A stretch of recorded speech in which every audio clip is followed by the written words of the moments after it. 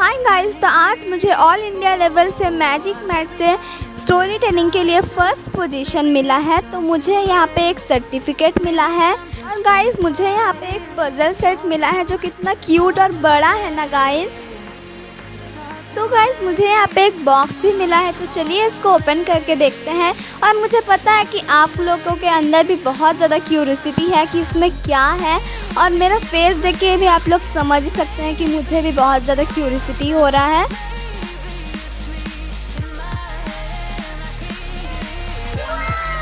तो गाइस देखिए, इसमें मेरा मैजिक मैट से मिला हुआ ट्रॉफी है, कितना ज़्यादा ब्यूटीफुल है ना guys. Please like share and subscribe.